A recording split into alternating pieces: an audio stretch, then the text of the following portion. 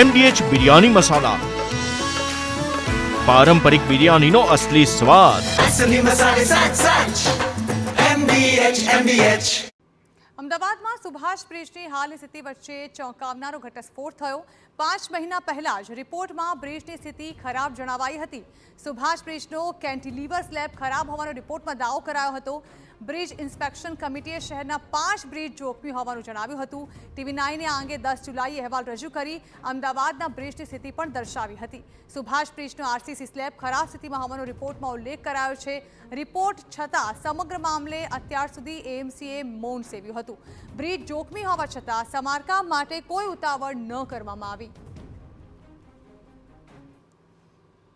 અમદાવાદમાં આવેલ સુભાષ બ્રિજ હાલમાં તો સાવચેતીના ભાગરૂપે બંધ કરવામાં આવ્યો છે, પરંતુ બ્રિજ પર જે પડેલી તિરાડો છે તે અમે દર્શાવી રહ્યા છીએ કે જે આ તિરાડ છે તે બાબતે અગાઉ ઇન્સ્પેક્શન કરવામાં આવ્યું હતું ત્યારે TV9એ પોતાની ફરજ સમજી, પોતાની નૈતિક ફરજ સમજીને અહેવાલ પ્રસારિત કર્યો હતો. 10 જુલાઈના રોજ તે અહેવાલ પ્રસારિત થયો હતો કે સુભાષ બ્રિજમાં જોખમ છે અને તે બાબતની માહિતી આપી હતી, એક્સક્લુઝિવ માહિતી આપી હતી. પરંતુ તેમ છતાં નિંભર તંત્રના કોઈ પણ અધિકારીઓએ કોઈ પણ પ્રકારે આ બાબતને ગંભીરતાથી લીધી ન હતી. અને સૌથી મહત્વની બાબત કે અહેવાલમાં પણ સ્પષ્ટ અમે અહેવાલમાં માહિતી આપી હતી કે જે સુભાષ બ્રિજ છે તેના RCC સ્લેબ ખૂબ જ પુઅર કન્ડિશનમાં છે. તે પ્રકારનો રિપોર્ટમાં જે તે એજન્સી દ્વારા આપવામાં આવ્યું હતું. આખરે શા માટે એજન્સી દ્વારા આ પ્રકારની માહિતી અને રિપોર્ટ આપ્યા બાદ પણ કોઈ પણ પ્રકારે કોર્પોરેશનના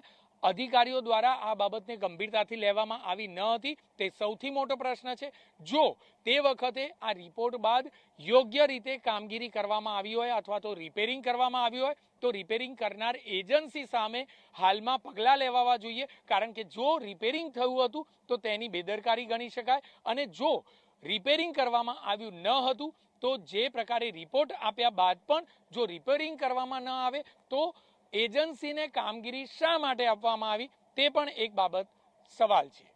કેમેરામેન નિલેશ સાથે જિગ્નેશ પટેલ, TV9 અમદાવાદ.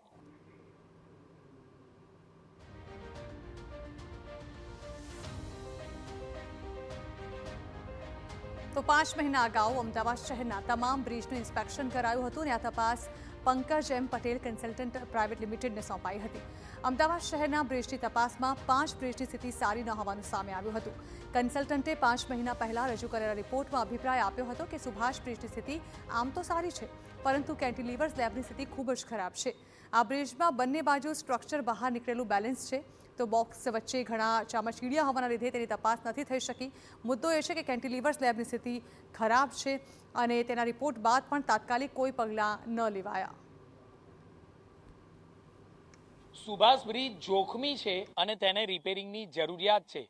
આ પ્રકારનો અહેવાલ TV9 દ્વારા 10 જુલાઈના રોજ પ્રસારિત કરવામાં આવ્યો હતો, પરંતુ તેમ છતાં નિંભર તંત્રએ આ બાબતને ગંભીરતાથી લીધું નહીં. સૌથી મહત્વની બાબત કે જે ઇન્સ્પેક્શન કરવામાં આવ્યું હતું તે ઇન્સ્પેક્શન બાદ જે રિપોર્ટ આપવામાં આવ્યો હતો તે કમિટીનો રિપોર્ટ દર્શાવી અને TV9એ આ અહેવાલ પ્રસારિત કર્યો હતો કે જે સુભાષ બ્રિજ છે તેને RCC સ્લેબ પુઅર કન્ડિશનમાં છે. આ પ્રકારનું સ્પષ્ટ રિપોર્ટમાં ઉલ્લેખ હતો, પરંતુ તેમ છતાં કોઈ પણ પ્રકારે યોગ્ય રિપેરિંગ કરવામાં આવ્યું ન હોવાના કારણે આજે આ પ્રકારની પરિસ્થિતિનું નિર્માણ થયું છે. જો તે બાબતને ગંભીરતાથી લઈને રિપેરિંગ કરાયું હોત તો આખરે રિપેરિંગ કરનાર એજન્સી કોણ હતી અને તેને કયા પ્રકારનું રિપેરિંગ કર્યું તેની સામે પણ પગલાં લેવાવા જોઈએ. તે પ્રકારની સ્પષ્ટ માંગ ઉઠી છે. સાથે જ જોઈએ તો હાલમાં કોઈ પણ પ્રકારે આ બાબતને ગંભીરતાથી લેવામાં આવી ન હતી અને જેના કારણે એક મોટી હોનારત સર્જાતા બચી છે. જો જુલાઈ મહિનામાં જ આ બાબતે ગંભીરતા લેવામાં આવી હોત તો કેટલેક અંશે બ્રિજનું રિપેરિંગ કામ સરળતાથી થયું હોત. કારણ કે હાલમાં જે બ્રિજનો ભાગ છે તે સ્પષ્ટપણે બેસી ગયો છે, જેના કારણે રિપેરિંગ કરવું કેટલેક અંશે વધુ મુશ્કેલ બન્યું છે. સાથે TV9એ તો આ બાબતને પોતાની નૈતિક જવાબદારી સમજી અને અહેવાલ પ્રસારિત કર્યો હતો, પરંતુ નિંભર તંત્રના નિંભર અધિકારીઓ દ્વારા આ બાબતને ગંભીરતાથી લેવામાં ન આવી તે બાબત સ્પષ્ટ છે. કેમેરામેન નિલેશ સાથે જિગ્નેશ પટેલ, TV9 અમદાવાદ.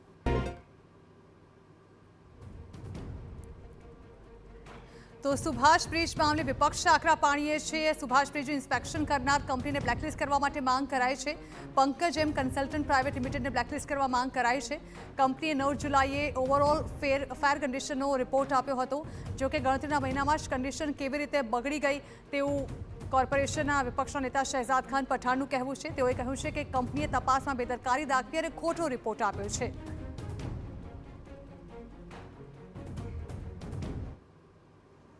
9/7/2025 को सुभाष ब्रिज का जब इंस्पेक्शन रिपोर्ट बाहर आया तो सबसे पहली एक लाइन उसमें लिखी गई है रिपोर्ट में कि ओवरऑल फेयर कंडीशन, यानी कि ब्रिज अच्छे ठीक कंडीशन में है.